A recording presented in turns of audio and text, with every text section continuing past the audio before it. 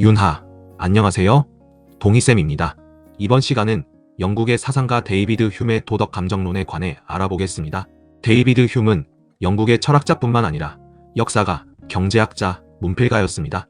그는 영국 경험론의 대표적인 사상가로 칸트와 대등한 지위를 차지할 만큼 상당히 중요한 인물로 다뤄지고 있습니다.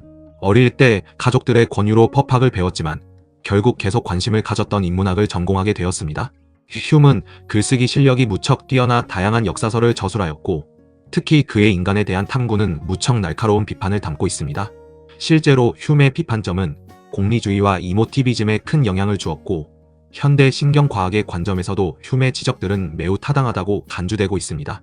신경과학에서는 인간이 결정을 내릴 때 뇌의 어느 부분이 활성화되는지 스캐닝했습니다.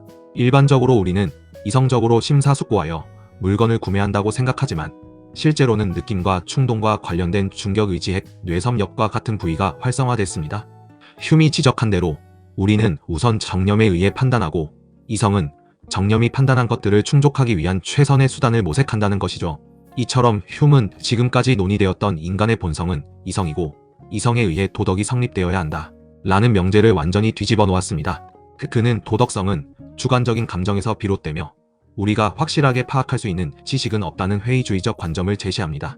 이에 칸트는 휴메의 사상으로부터 충격을 받았다고 밝히며 휴메를 비판하면서 다시금 도덕의 틀을 이성 위에 쌓기 위해 총력을 기울였습니다. 휴메는 도덕적 행동의 직접적 동기가 될 수 있는 것은 정념뿐이며 이성은 정념을 위한 도구적 역할에 한정된다고 주장하며 이성 중심적 사고관을 비판합니다. 휴메에 따르면 모든 행동을 유발하고 도덕적 판단을 형성하는 것은 정념입니다. 인간은 외부 세계의 정보를 인상과 관념, 그리고 반영의 과정을 통해 받아들입니다. 우선 어떤 정보를 얻기 위해선 외부 세계를 감각기관을 통해 1차적으로 느끼고 파악해야 합니다. 이렇게 외부 세계와의 상호작용을 통해 직접적으로 경험되는 생생하고 강렬한 감각 경험을 인상이라고 합니다. 이런 인상을 바탕으로 기억하거나 상상함으로써 얻어지는 인상의 복사본, 모사를 관념이라고 합니다. 그리고 인상과 관념을 심사숙고하고 평가함으로써 정념을 조절하는 기능을 반영이라고 합니다. 이 과정을 예시를 통해 이해해 보겠습니다. 저는 맥도날드의 더블 쿼터 파운더 치즈버거를 무척 좋아합니다. 더블 쿼터 파운더 치즈버거는 고기 맛이 무척 강하고 치즈가 꾸덕하여 자칫 느낄 수 있는 맛을 피클로 균형을 잡아줍니다. 처음 이 햄버거를 먹었을 때 이렇게 맛있는 게 있다니 하고 감탄했었습니다.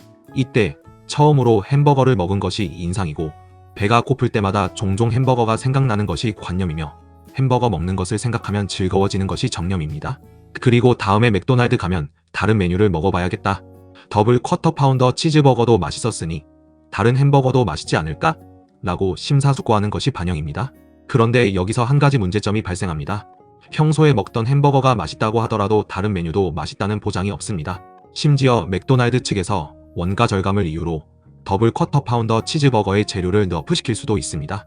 다시 말해 우리의 감각 경험은 다음에 이루어진 감각 경험 역시 그럴 것이라는 기대를 완전히 보장하지 못합니다. 휴메의 경험론은 이와 같은 내용을 지적하며 회의주의로 흘러가게 됩니다. 휴메는 인과관계는 반복된 경험에서 비롯된 믿음으로 인간의 심리적 습관에 불과하다고 지적합니다. 즉, 경험은 단지 사건들이 반복적으로 발생하는 것을 보여줄 뿐 그 사이에 필연적 연결이 있음을 보여주지는 않는다는 것입니다. 인간은 감각기관을 통해 원인과 결과를 파악합니다. 그런데 이와 같은 인과관계는 실제로 관찰하는 것이 아니라 사건들이 연속적으로 발생하는 것을 보고 그러한 관계를 추론하는 것일 뿐입니다. 가령 지금까지 먹었던 햄버거가 모두 맛있었더라도 다음에 먹는 햄버거 역시 반드시 맛있을 거라는 보장이 없습니다. 아까 설명했듯이 원가 절감과 같은 여러 이유로 다음에 먹는 햄버거가 맛이 없을 수 있기 때문입니다. 따라서 휴메는 경험을 통해 얻은 지식을 절대적으로 확신할 수 없으며 신이나 영혼과 같은 궁극적 실제에 대한 논증은 불가능하다고 주장합니다. 이러한 휴메의 주장은 상당히 파격적인데 1000년이 넘는 세월 동안 논의해온 철학의 주요 관심사와 탐구를 뿌리째 흔들어버릴 수 있는 비판이었기 때문입니다. 정념은 주로 내면적 인상으로 나타나며 정념으로부터 비롯된 인상은 관념으로 남아 생각과 행동에 지속적으로 영향을 미칩니다. 이에 따라 휴메는 심지어 도덕적 선악마저도 정념에서 비롯된다고 주장합니다.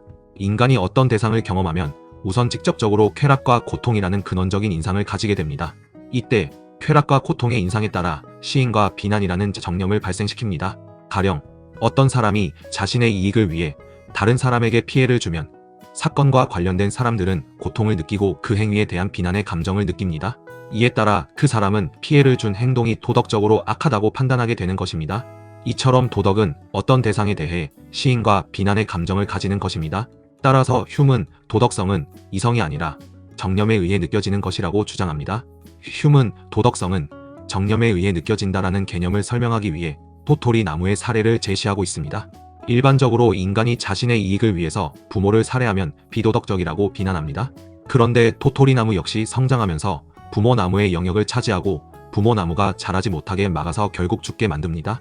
결과만 놓고 보면 부모를 살해했다는 측면에서 동일하지만 우리는 토토리 나무가 부모 나무를 죽인 것에 대해선 도덕적으로 비난하지 않습니다. 바로 그것은 도덕적 판단이 이성적으로 판단하여 이루어지는 객관적 기준이 아니며 인간의 감정에서 기인하는 것이기 때문에 비난하지 않는 것입니다. 지금까지의 논의대로 흉은 도덕이 시인과 비난이라는 정념에 의해 이루어진다고 파악하고 도덕감이라는 개념을 제시합니다. 도덕감은 우리가 특정 행위에 대해 느끼는 감정적 반응으로 인간의 내면에 자연스럽게 내재되어 있는 것입니다. 그런데 도덕적 판단이 정념에 따라 이루어진다는 것은 본질적으로 도덕적 판단이 주관적일 수밖에 없다는 결론으로 흘러갑니다. 동일한 상황이라도 사람마다 다른 감정에 의해 서로 다른 판단을 할 것이기 때문입니다. 즉, 소크라테스 이후 지금까지의 대부분 서양 사상가들이 주장해왔던 객관적이고 보편타당한 도덕적 판단은 흉에 의해서 거부되고 있는 것입니다. 그렇다면 서양 사상에서 전통적으로 강조해왔던 이성은 흉에게 있어 어떤 역할을 하는 것일까요? 흉에 따르면 이성은 정념으로부터 도출된 어떤 욕구를 충족하기 위한 수단에 대한 지식을 제공함으로써 정념에 봉사한다고 설명합니다. 다시 말해 이성은 인과관계를 분석하고 정보와 논리를 제공하며 사실의 인식에만 관여하지 행위의 원리에는 아무런 작용을 할 수 없다는 것입니다. 여러분이 친구랑 크게 다투게 되었는데 이후 집에 가서 화해를 해야겠다는 생각이 들었습니다.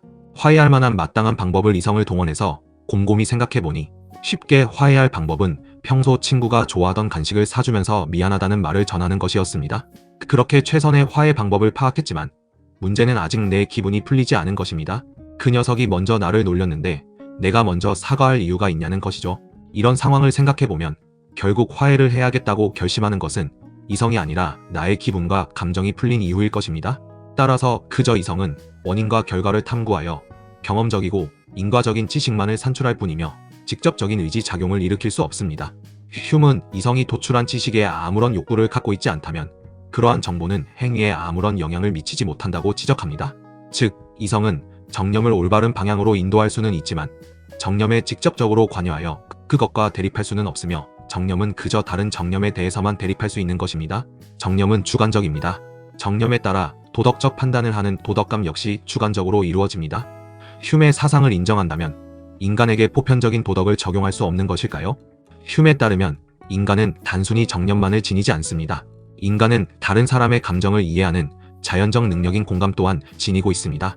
즉, 타인의 행복과 불행을 마치 나의 것처럼 함께 느낌으로써 다른 사람과 감정을 교류하고 이해할 수 있게 되어 저마다의 편협한 주관적 관점을 극복할 수 있습니다. 따라서 흉은 주관적인 정념에서 비롯된 선과 악에 대한 관념은 공감을 통해 보편화될 수 있다고 설명합니다.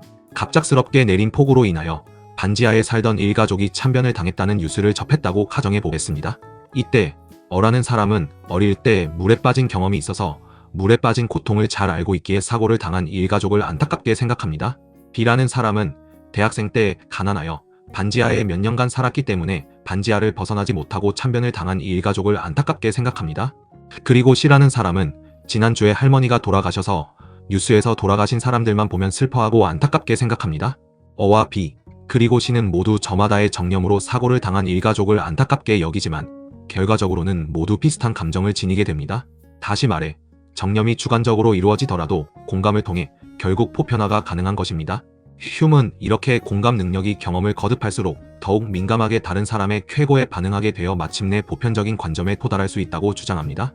이를 인간성의 정서라고 하며 인간성의 정서를 지닌 사람은 인류 전체의 복지에 동정심을 가지고 사회적 이익을 추구한다고 설명합니다. 결과적으로 공감에 따른 사회적 이익을 추구하는 것이 곧 행위의 정당성을 판단하는 기준이자 덕을 형성했다고 말할 수 있는 것입니다. 덕을 지닌 사람은 모든 사람의 입장을 공평하게 고려하여 누구나 인정할 수 있는 도덕적 판단을 내립니다. 이런 사람을 가리켜 공평한 관찰자라고 합니다. 흉의 사상은 서양 사상에 큰 발자취를 남겼습니다. 우선 휴메 인식론에 따르면 회의주의라는 결론으로 흘러가는데, 이와 같은 접근 방식은 과학적 방법론에 영향을 주게 됩니다. 특히 휴메 회의주의는 칸트에게 엄청난 지적 자극이 되었고, 칸트가 휴메 사상을 깨뜨리기 위해 철학을 시작하는 중요한 계기가 되었다고 합니다. 또한 이성보다 정념, 즉 감정의 역할을 중시함으로써 후대의 공리주의, 애덤 스미스 심리학과 신경과학 연구에도 핵심적인 아이디어를 제공합니다.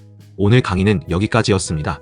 다음 시간엔 경험론과 합리론을 종합한 사상가이자 근대 철학을 완성했다고 평가받는 임마누엘 칸트의 윤리학을 살펴보겠습니다. 그럼 윤바!